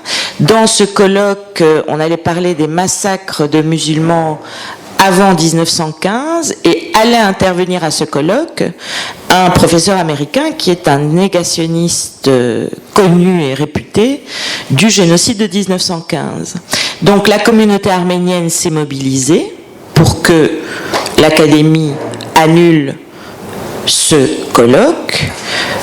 tout le monde n'était pas chaud derrière la mobilisation de la communauté arménienne, mais nous, le collectif, et c'est ça, et c'est là que c'est un bon outil, c'est-à-dire que la demande nous arrive, les Arméniens nous demandent de signer leur lettre qu'ils vont envoyer à Asquin. Moi, je suis en mesure de tout de suite envoyer cette demande à tous les membres des représentants d'associations araméennes, assyriennes, etc. Et donc j'ai leur retour tout de suite. Donc ça part tout de suite et le colloque a été annulé. Donc voilà, c'est une mobilisation qui doit être très rapide et très efficace. Et puis plus récemment, là c'était une demande d'Ibuka. Ibuka, c'est une association de rescapés Tutsis. Et donc c'était un peu alerte rouge. Donc là on est en plein dans le mois des commémorations, hein. 7 avril c'était le génocide des Tutsis au Rwanda, 24 avril ce sera le génocide des Arméniens, des Assyriens et des Grecs du Pont, 19 avril pour nous c'est Yom HaShoah. Donc beaucoup de commémorations pour l'instant. Et donc le génocide des Tutsis, la commémoration se fait le 7 avril parce qu'on estime que c'est à cette date-là que le génocide débute au Rwanda. Eh bien, tous les 6 avril, il y a des négationnistes du génocide des Tutsis au Rwanda, qui sont rwandais, qui sont plutôt de l'autre côté, qui souhaitent manifester à Woluwe-Saint-Pierre où se trouve un monument commémorant le génocide des Tutsis du Rwanda, mais pas du tout. En fait, le monument dit génocide rwandais. Et ça, c'est toujours très délicat, évidemment. On ne peut pas parler de génocide rwandais, parce que si on parle de génocide rwandais, on ne sait pas de quoi on parle. Il faut bien préciser que c'est le génocide des Tutsis au Rwanda. Et donc là, pareil, Ibuka nous sollicite en disant, voilà, des négationnistes s'apprêtent à manifester le 6 avril qui est la date de l'assassinat d'Abiyarimana. Donc on peut s'interroger sur pourquoi est-ce qu'ils veulent commémorer la mort d'Abiyarimana. Et donc là, pareil, hop, je répercute à tous les membres du collectif et la lettre part chez De Stex, qui est le bourgmestre de Woluwe-Saint-Pierre, et un arrêté de police est pris qui annule, qui a interdit en fait la tenue de cette manifestation négationniste. Donc voilà ce que cet outil nous permet de faire, ce collectif. Et puis, alerté par la création de ce collectif, des citoyens belges d'origine burundaise sont venus à une de nos rencontres. Alors, le cas du Burundi est problématique parce que l'histoire n'est pas aussi claire qu'au Rwanda. C'est-à-dire qu'au Burundi, il y a déjà eu des massacres, et il y a eu des massacres de Hutus comme il y a eu des massacres de Tutsis. Et dans l'histoire du Burundi, donc toute la difficulté, c'est de comprendre ce qui se passe au Burundi aujourd'hui. Est-ce qu'il y a effectivement un génocide qui est en train de se dérouler, qui a été préparé? Difficile d'y voir clair. Toujours est-il que pour ces Belges d'origine burundaise, leur difficulté, c'est que toute manifestation publique ici en Belgique est réprimée auprès de leur famille au Burundi. Donc ils doivent avancer cachés. Et donc, j'ai envie de dire, nous sommes l'arbre qui cache la forêt. Voilà, c'est-à-dire que vendredi, on organise une table ronde sur le Burundi. Eric David en sera d'ailleurs. Et l'idée est la suivante, c'est qu'on veut voir si, en fait, on veut faire du bruit médiatiquement pour que, bien sûr, les médias se préoccupent et que l'opinion publique se préoccupe de ce qui se passe au Burundi.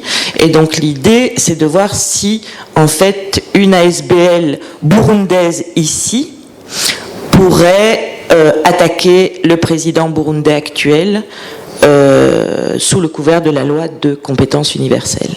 Voilà un petit peu ce qu'on fait au quotidien. Merci Ina. J'imagine qu'il y aura questions. Oui, d'abord, il n'interdit pas de...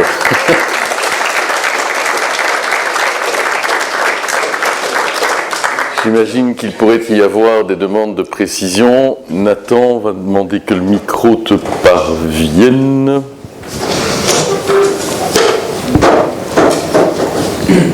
Alors voilà, moi j'aurais voulu savoir qu'est-ce que nous, en tant qu'étudiants, on peut faire, disons par petites touches, si ce n'est rejoindre finalement ce collectif et assister à ces tables rondes pour lutter ensemble contre ces différentes choses, et aussi pour veiller à la reconnaissance des crimes de génocide non reconnus. Est-ce qu'il y a des conseils? Finalement, quel est le discours qui est tenu à ces élèves pour que eux deviennent les messagers de la mémoire et deviennent disons, ceux qui vont se battre pour la reconnaissance de ces crimes de génocide? Mais Simon l'a évoqué avec son témoignage, Eric en a parlé longuement aussi, il s'agit d'humanité en fait.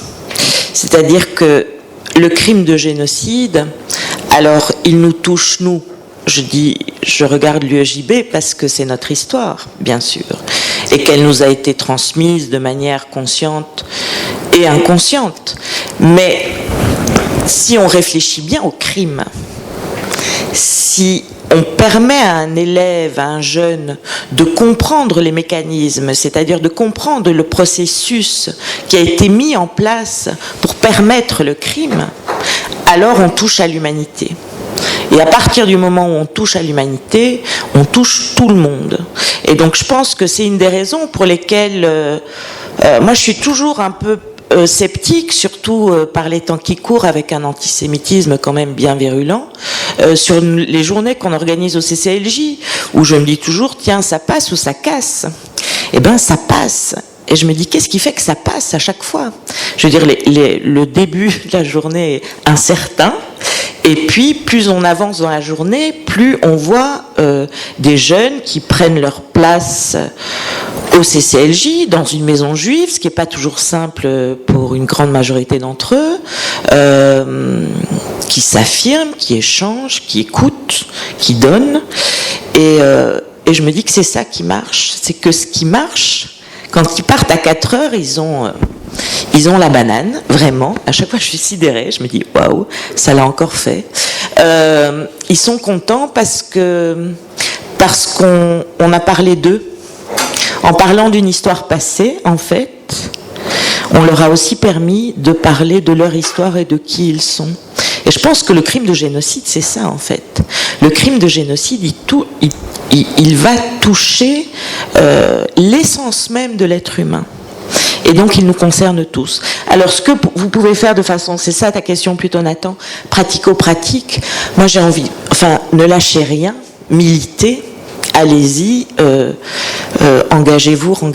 Je veux dire, il y a matière, hein, il y a vraiment du boulot. Rejoignez le collectif, vous êtes les bienvenus. Il y a d'autres, je pense qu'il y a d'autres façons. Vous êtes plus, je pense à cette génération qui est très multimédia. Je pense que vous avez aussi une capacité de réaction qui est ultra rapide, que nous ne maîtrisons pas toujours bien. Donc voilà, il y a une façon d'inonder, d'harceler aussi certaines personnalités politiques, ici en Belgique ou ailleurs. Je veux dire, il y a plusieurs moyens de pression qui existent, mais voilà. Donc vendredi, cette table ronde sur le Burundi à 19h. Où on va essayer de comprendre un peu ce qui se passe au Burundi. Et puis, avec Eric David et d'autres, on va essayer de voir si effectivement la loi de compétences universelle peut permettre à cette ASBL burundaise de mettre le président burundais, puisque c'est quand même lui qui est le gros nœud du problème, de le mettre en difficulté au Burundi, sans que les familles des Burundais qui vivent ici en Belgique et qui sont extrêmement surveillées, il faut le savoir, hein, soient menacées de mort au Burundi. Donc voilà, je pense que, enfin, je me tourne vers les Juifs dans la salle, mais j'ai envie de vous dire, retournez vers votre histoire. Essayez de bien la comprendre et essayez de comprendre aussi les répercussions qu'elle a, cette histoire, dans votre développement en tant qu'être humain. Et puis à partir de ce moment-là, essayez de transmettre avec vos mots, avec votre sensibilité, avec vos outils, mais essayez de transmettre et vous verrez que en face, ça va répondre aussi. Voilà. Et le micro continue. Bonjour, donc je m'appelle Léa et en fait je suis une future enseignante. Et donc je voulais savoir justement à partir de quel âge pensez-vous qu'on peut commencer à transmettre et à parler de ce genre de choses pour éviter le négationnisme? Alors moi je dirais que le secondaire supérieur. Il faut une certaine maturité. Il faut quand même être capable de maîtriser les bases de l'histoire, je dirais commune et personnelle aussi. Voilà, chez nous, en tout cas, on n'aborde pas ces réalités-là avant la 4e secondaire, et on peut aborder la réalité de la Shoah un peu plus tôt, mais ce sera par le biais, par exemple, de l'histoire de Simon, ou par le biais de l'histoire d'une enfant cachée, qui est Sophie Rechtman, avec laquelle on travaille d'ailleurs même déjà en primaire, en 5e et 6e primaire, mais bien sous l'angle de l'analyse du processus discriminatoire, et pas sous l'angle de la disparition du peuple juif, parce que, voilà, inutile de traumatiser trop tôt, trop vite. Je dois vous dire aussi, et ça c'est pas mal de le savoir pour les enseignants, quand je rencontre des étudiants qui disent « Ah non, on va parler de la Shoah, oh non !» Eh bien, ces étudiants, quand je discute avec eux, ce qu'ils me disent, c'est que on nous a trop parlé de la Shoah, trop tôt, et ça c'est le constat qu'on est obligé de faire aussi sur le terrain, c'est que souvent on leur a mal parlé de la Shoah. Et donc, il faut trouver les bons outils, trouver le bon cheminement, pas les bassiner. Peut-être, s'ils sont plutôt crispés sur l'identité juive, utiliser un autre chemin pour ensuite revenir. Enfin, je pense à un travail qu'on a fait avec une école de Schaerbeek, où il y avait beaucoup d'élèves qui tenaient des propos antisémites rudes. Eh bien, pendant des années, les profs de cette école venaient au CCLJ avec leurs élèves, mais sur le génocide de 1915 ou le génocide des Tutsis au Rwanda. Et ce n'est que récemment qu'on a pu entrer sur l'histoire de la Shoah. Voilà. Il y a beaucoup d'outils qui existent. Voilà, Eric évoquait le Conseil de la transmission de la mémoire. Il y a énormément d'outils pédagogiques qui sont nés, je dirais, sous le chapeau de ce conseil, et des outils pédagogiques vraiment de qualité.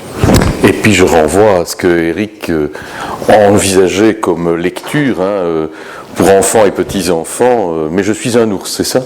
Voilà, mais oui, je l'ai noté. Voilà. À l'école des loisirs. C'est qui? Hop, le micro recircule dans l'autre sens. Donc bonsoir, je m'appelle Michel. J'avais une petite question, peut-être un petit peu naïve, mais je me demandais typiquement qu'est-ce qui amènerait une personne à devenir négationniste et à nier tout simplement. Pour quelles raisons? Quelles seraient les motivations? Quel serait le but? Enfin, quelles sont les causes du négationnisme? Elles sont multiples, mais en général, elles sont identitaires. C'est-à-dire que soit c'est la haine, soit c'est l'identité qui parle. Alors le négationnisme qui s'exprime en Belgique avec le plus de force, c'est le négationnisme à l'égard du génocide de 1915. Et donc c'est un négationnisme qui est porté en partie, pas par toutes, mais en grande partie, par la communauté turque de Belgique. C'est-à-dire qu'en plus, quand on sait que cette communauté vient pratiquement de la même région en Turquie, qui est une région où le négationnisme du génocide de 1915 est extrêmement virulente, donc c'est des enfants qui sont élevés. Alors pour eux, évidemment, ils ne sont pas élevés dans le négationnisme. C'est-à-dire que quand ils viennent au CCLJ et qu'ils découvrent la réalité de l'histoire, pour eux, c'est une gifle monumentale. C'est-à-dire que le choc est extrêmement rude, extrêmement frontal, parce que l'histoire qu'on leur a enseignée depuis qu'ils sont petits ne serait pas la bonne histoire. Mais c'est pas vrai, madame, vous mentez. Nous, on n'a pas fait ça. Ça, c'est la réaction qu'on a toujours. Nous, on n'a pas fait ça. Et donc, mon premier réflexe, c'est toujours non, tu as raison. Toi, tu n'as rien fait. Donc, la question, c'est qu'est-ce qui se passe dans l'éducation de ces familles Pourquoi est-ce que ces enfants sont élevés dans la culpabilité, dans la responsabilité? Et ça, c'est la question de l'identité. C'est-à-dire que l'identité nationale turque, elle est extrêmement forte au sein de certaines familles. Et cette identité, je dirais que le négationnisme fait partie de l'identité turque. Si tu n'es pas négationniste, tu touches à l'identité de la Turquie. Et ça ne va pas. C'est un peu comme ça qu'ils sont élevés. Donc, pour le génocide de 1915, bien sûr, il est en grande partie lié à l'identité des négationnistes. Pareil pour le génocide des Tutsis au Rwanda. Hein. En général, ceux qui défendent la thèse du double génocide ou qui disent qu'il y a eu un génocide rwandais, par exemple, ont en général une identité qui est liée à l'autre ethnie et qui ont mal à leur histoire aussi, en général. Donc, je serais, avec les jeunes, moi je reste toujours très soft, c'est-à-dire que j'essaye toujours de leur donner des outils pour comprendre leur histoire. Mais il faut savoir qu'en Turquie, le génocide de 1915 n'existe pas. Hein.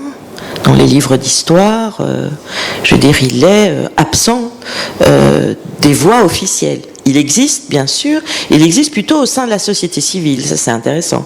Parce qu'en fait, la société civile turque se rend compte qu'elle est majoritairement d'origine chrétienne. Donc, ça pose une question sur l'identité nationale turque, d'ailleurs.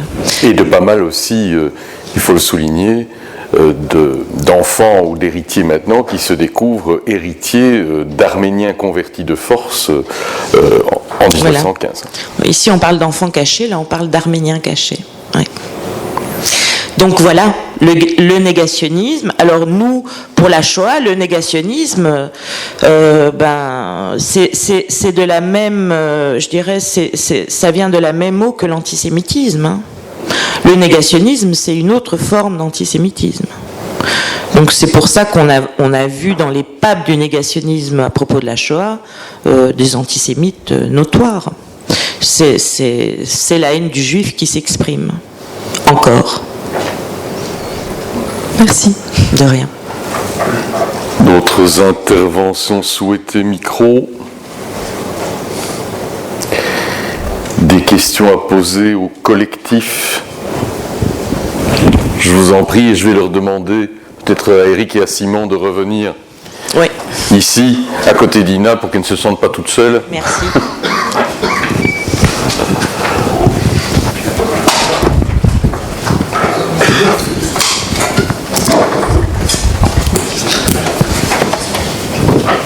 Et que le micro, je ne sais pas si vous êtes déjà arrivé, voilà, il arrive. Je vous en prie. Oui, bonsoir, merci beaucoup pour vos interventions. Donc, je suis Robert, ici étudiant en droit à l'ULB. Par ailleurs, je suis aussi membre du comité de défense de la cause arménienne. Ce que Madame Van Loo disait à propos du négationnisme, donc bon, étant membre de ce comité, on a vu un peu des vertes et des pas mûres, enfin, on y est confronté quotidiennement. Mais il me semble que dernièrement, j'ai vu quelque part le climax, le paroxysme de l'absurdité du négationnisme. Enfin, je sais pas, probablement que Monsieur David on a entendu parler, et vous également. Il y a un effet à chaque fois dans le négationnisme où il y a une inversion du rôle des bourreaux et des victimes. Il y a toujours une théorie négationniste qui dit que ce sont en réalité les victimes qui sont les bourreaux. Pour les Arméniens, cette théorie existe évidemment. D'ailleurs, lorsque vous tapez génocide arménien sur Google, après quelques pages, vous tombez sur des pages qui expliquent que le génocide arménien, c'est le génocide commis par des Arméniens. Et donc, les faits sur lesquels ils se basent, bon, c'est des faits qu'aucun spécialiste du droit international ne s'est rabaissé à qualifier de génocide. Ce sont des morts de villageois azéris pendant la guerre dans les années 90 pour le Haut-Karabakh. Enfin, soit. Donc, ça, ce sont des faits que l'État turc et l'Azerbaïdjan considèrent comme génocide, essayent de promouvoir en tant que génocide. Récemment, j'ai découvert que plusieurs responsables politiques israéliens organisent des commémorations communes de la Shoah et du génocide arménien, c'est-à-dire le génocide commis par des Arméniens. et qui expriment leurs sincères condoléances et qui les comprennent, ce pauvre peuple génocidé, étant eux-mêmes un peuple génocidé ayant connu la Shoah. Alors, j'ai l'impression que c'est quelque part le sommet de la perversion. Non seulement ces personnes ne reconnaissent pas le génocide arménien, ni expressément son existence, mais en plus, se servant de la mémoire des victimes de la Shoah, pervertissent et collaborent à la négation. Je parle de responsables politiques très haut placés, Avigdor Lieberman pour pas le nommer, et d'autres encore. Donc, c'est pas le meilleur. À mon avis, oui, mais bon. On a parlé de comment réagir. À mon avis, il y a matière à réagir. Oui, non, mais on va pas s'éterniser. On sait à quel point il est important pour Israël de garder la Turquie comme alliée, et donc Israël n'a toujours pas reconnu. Alors, on va être précis dans la formulation. C'est le génocide des Arméniens, parce que c'est bien des Arméniens qui ont été assassinés. Donc pas le génocide arménien, parce qu'effectivement, si on dit le génocide arménien, on peut penser que c'est les Arméniens qui ont commis un génocide, comme c'est le génocide des Tutsis. Ce sont bien les Tutsis qui sont des victimes. Écoutez, voilà. Qu'est-ce que vous voulez que je vous dise ? Moi, mon combat, il est plutôt en Belgique. On connaît toutes les difficultés qu'Israël a avec le génocide des Arméniens. Mais comme ici en Europe et dans le reste du monde, pour ménager la puissante Turquie. C'est de la géopolitique. J'appelle juste les gens à rester éveillés par rapport à ce genre de choses, parce que je vois ce discours se propager, même en Belgique parfois. Crainte, nous sommes extrêmement éveillés. Restez vigilants. Si vous me permettez d'embrayer, monsieur, je voudrais également poser une question à Eric David. On a parlé tout à l'heure de rétroactivité, enfin, et tu nous as donné effectivement une lecture implacable, je dirais, qui met à mal cet argument. Mais alors, et c'est à la fois la question de l'utilité et la question de la puissance évocatrice, évidemment, que je voudrais qu'on évoque. Est-ce qu'il faut faire un recensement historique ? Je veux dire, jusqu'où ? Parce que les Namas et les Herero, avant la Première Guerre mondiale, en Namibie, se retrouvent, par le fait des Allemands, dans les conditions, me semble-t-il, incontestables, là aussi, d'un génocide. Et on le cite quasiment jamais. On dit que le premier génocide du XXe siècle, c'est précisément celui de 1915. On sait les réticences, je parlais de l'intervention de Morgenthau qui parle de crimes contre l'humanité, mais on sait pourquoi Wilson et les autres l'arrêtent pratiquement aussi sec. C'est parce que poser la question serait évidemment reconnaître que les populations indigènes primo-locales sur l'espace américain se sont quand même retrouvées dans une situation que l'on pourrait probablement qualifier de génocide. Alors, faut-il faire le recensement historique en quelque sorte, et jusqu'à quand, de ce qui pourrait correspondre à notre définition actuelle de génocide ? Oui, je ne pense pas qu'il faille faire ce genre d'examen très systématique, parce que effectivement on n'en finit pas.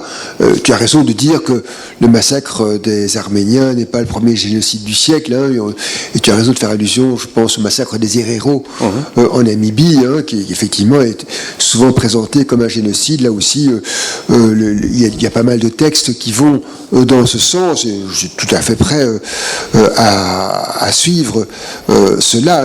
Encore que vous savez, quand on parle de massacres de toute grande ampleur, hein, en Chine par exemple au XIXe siècle, si on pense au massacre des Taiping, hein, c'était par dizaines de millions que des gens ont été tués. C'est quelque chose d'hallucinant. Mais alors, ce qui est intéressant, je crois, c'est par rapport à, dans ce type de débat que nous avons, c'est quand même le phénomène de la vérité. Qu'est-ce que la vérité, et les raisons qui conduisent des gens à fuir ou à nier non pas la vérité, mais à nier l'évidence. C'est très étonnant. Je le savais peut-être, je viens d'être expulsé du Maroc, oui. Parce que j'avais été avec une mission de juriste pour défendre des gens qui ont été condamnés à la suite des procès qui ont eu lieu après la destruction des camps de fortune qui avaient été érigés en 2010 à El Ayoun, au Sahara occidental, pour protester à la fois contre l'occupation du Sahara occidental par le Maroc et les conditions de vie des Sahraouis dans cette région. Et à cette occasion, ici, chez nous, très modestement, au Centre de droit international, on a organisé une petite interview de ma personne, j'adore ça, répondre aux interviews, et donc, où j'ai expliqué un petit peu la situation. Et je viens de recevoir ce soir un email de quelqu'un qui est quand même une personne pour qui j'ai pas mal d'estime, qui est une doctorante, et qui part donc des discours sur le fait que le Sahara occidental fait partie du Maroc, que le Maroc est un royaume qui remonte au IXe siècle, que c'est quelque chose qui est incontestable. Et c'est vrai qu'à partir du moment où on se trouve confronté à des affirmations auxquelles les gens croient dur comme fer, c'est très difficile de pouvoir discuter. Ça devient extrêmement difficile. C'est un travail, je te félicite, Ina, pour ce que tu fais dans le cadre du CCLJ, où c'est pas seulement le génocide, le génocide, mais aussi les autres génocides qui sont abordés.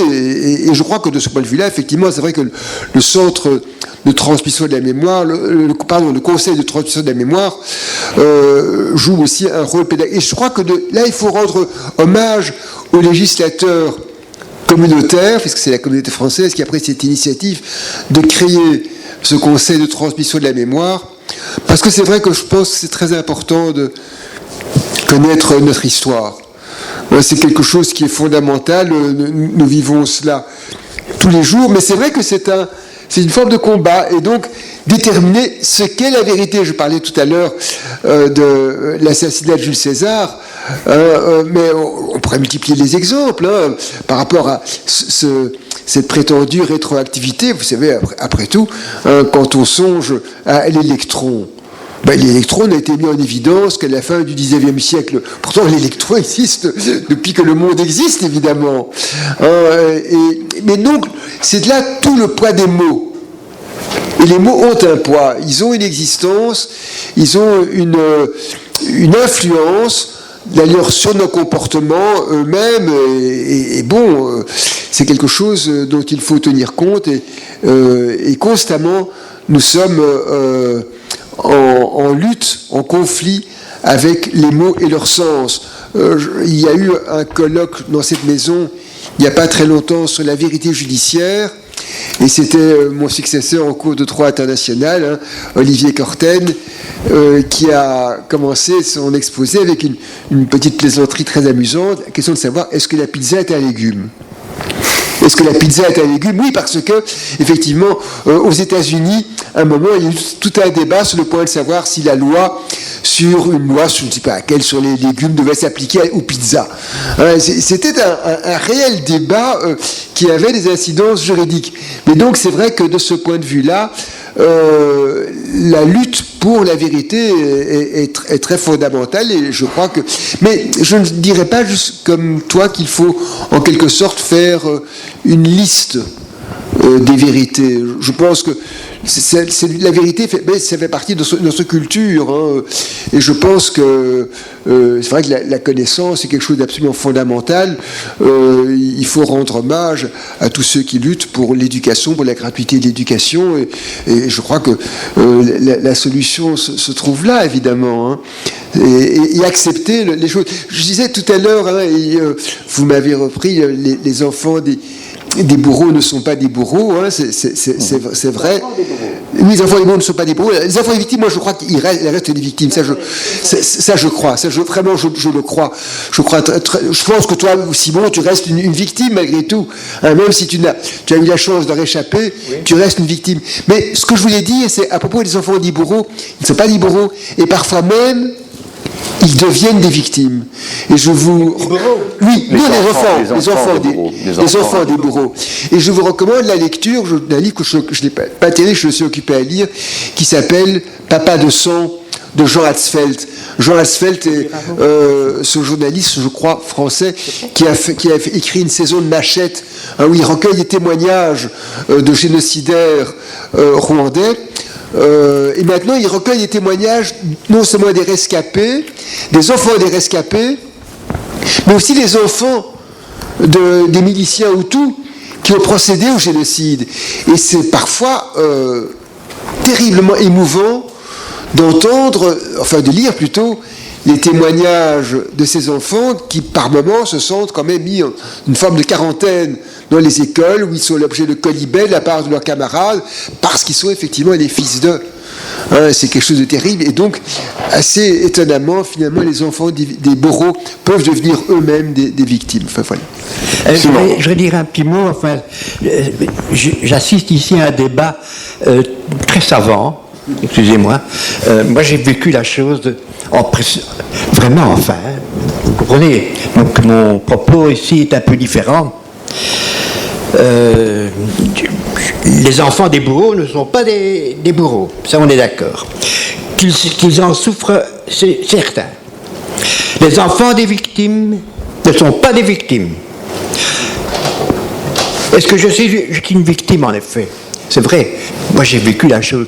Mais est-ce que mes enfants sont des victimes? À moi. Est-ce que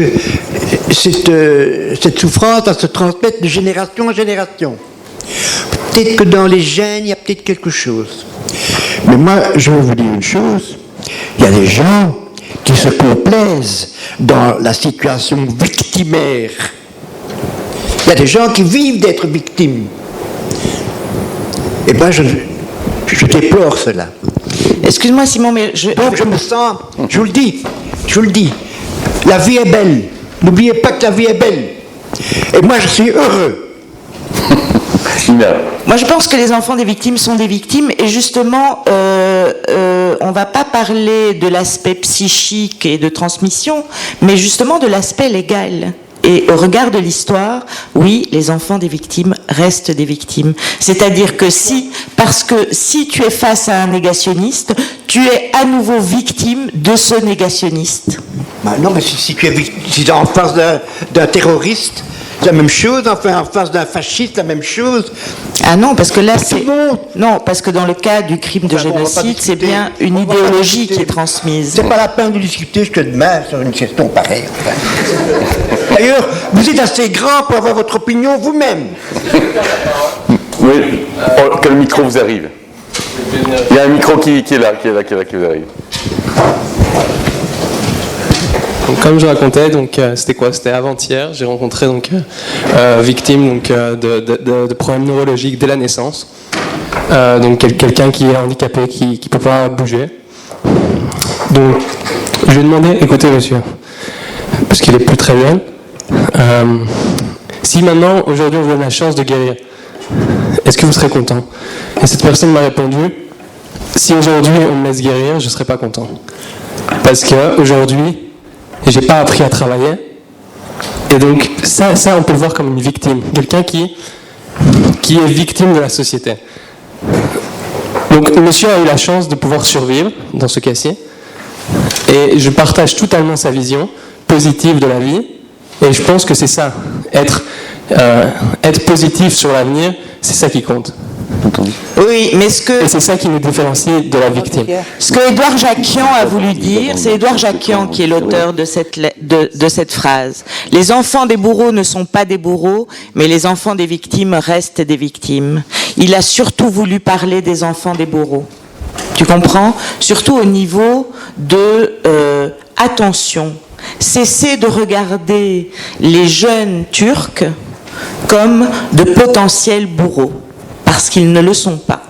Et il faut savoir quand même que la communauté arménienne ici, souffre au quotidien des négationnistes turcs. Et donc c'était pour illustrer ce combat-là, cette vision-là, que Édouard Jacquian a cité cette phrase, à laquelle j'adhère totalement. Voilà. Je vais vous proposer peut-être aussi, si vous l'acceptez, une question qui nous éloigne, pas totalement, hein, mais qui est peut-être plus pratiquement philosophique, que j'avais envie de te poser, Simon. tu sors de ce vécu, de cette horreur telle que tu nous l'as décrite. Tu perds ton père, après avoir perdu ta mère et ta sœur, et après un temps de latence, tu dis « je veux m'en sortir » et je fais des études de droit. Par ailleurs, je pense qu'on aura intuitivement compris que si toi-même tu t'es mis en autodidacte au piano avec bonheur et avec grandeur, puisque tu as joué avec les plus grands, et tu joueras pour nous bientôt, mais tu as joué avec les plus grands, tu t'es mis au piano, mais tu nous as dit ta sœur que tu adorais et qui t'adorait était une pianiste hors pair, on peut comprendre par mimétisme, mais comment sortir de ce que tu as vécu et avoir envie de choisir le droit? Parce qu'enfin, tu as quand même vécu la pire des situations de non-droit, de négation de droit, d'utilisation du droit contre toi, contre ta famille, parce que c'est au nom d'un droit que les nazis ont produit et qu'ils ont cru pouvoir légitimer le fait qu'ils pouvaient annihiler ta famille. Alors,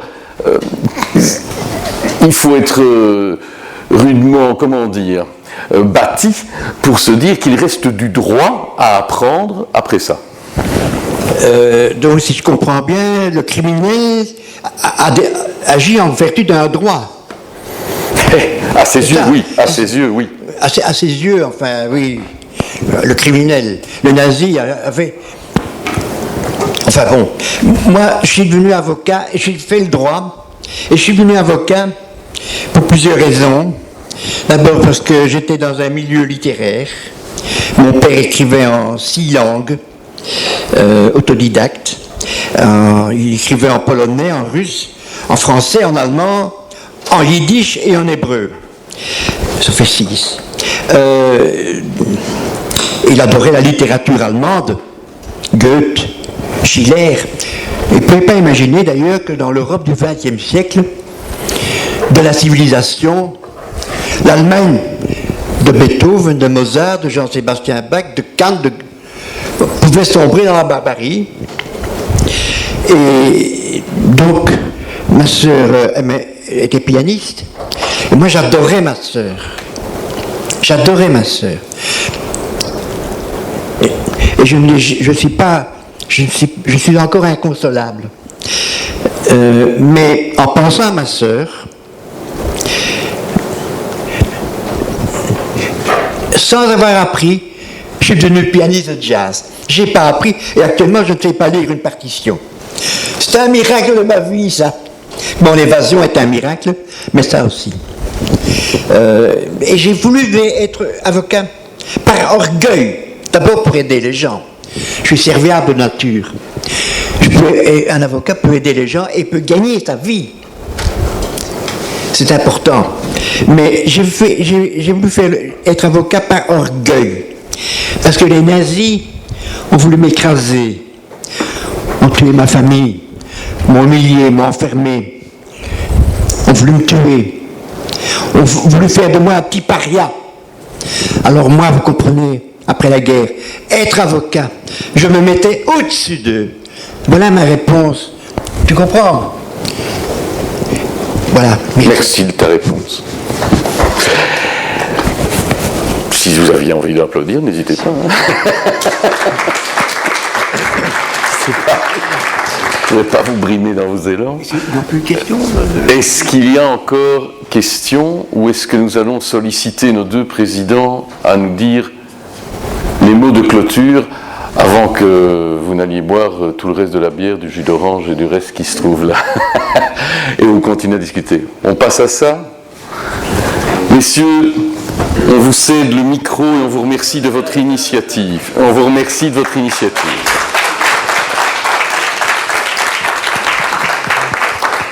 Eh bien, en guise de conclusion, je remercie tout d'abord nos 3 intervenants du soir qui ont chacun donné un point de vue très différent, mais qui se complétaient les uns les autres pour nous donner un peu une idée de ce concept de génocide, comment est-ce qu'il a pu être vécu et comment est-ce qu'on peut l'éviter à l'heure actuelle. Je remercie notre modérateur du jour, Eddy Kakelberg, pour ces questions très pertinentes qui ont fait avancer le débat. Et puis, je vous remercie, vous, pour votre participation. Et je voudrais revenir sur quelque chose qu'a dit M. Gronowski tout à l'heure. par votre participation, vous êtes là justement pour lutter contre ce phénomène, pour que plus jamais il ne se reproduise. Et par votre participation, vous luttez contre les génocides. Donc merci à vous. Et je cède la place à l'UJB que je remercie pour nous avoir proposé cette magnifique collaboration.